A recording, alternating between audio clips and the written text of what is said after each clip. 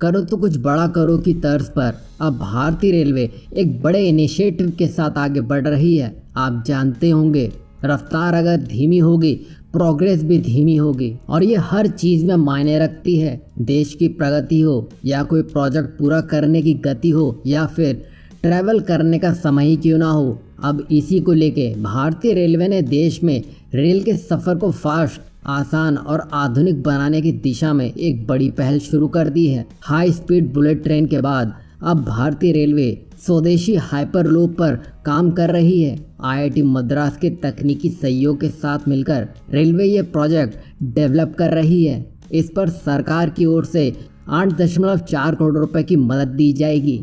IIT Madras को इस project के लिए भारतीय रेलवे से जो फंडिंग मिलेगी वो देखा जाए तो देश में मेक इन इंडिया और आत्मनिर्भर भारत जैसी पहल को और मजबूती प्रदान करेगी।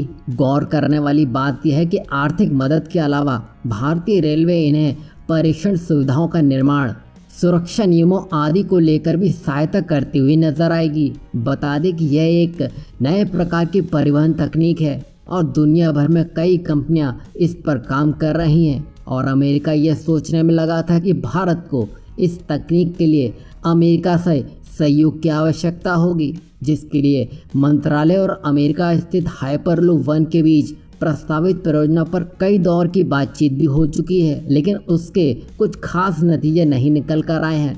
उसमें जिस तरह आईआईटी मद्रास, भारतीय रेलवे और L&T टेक्नोलॉजी सर्विस लिमिटेड योगदान दे रही है, उसने सबके मुंह बंद कर दिए हैं। बता दें कि चेन्नई में आईआईटी मद्रास के आधार पर टीम में 70 सदस्य शामिल हैं, जो 11 विविध इंजीनियरिंग विषयों से संबंधित है।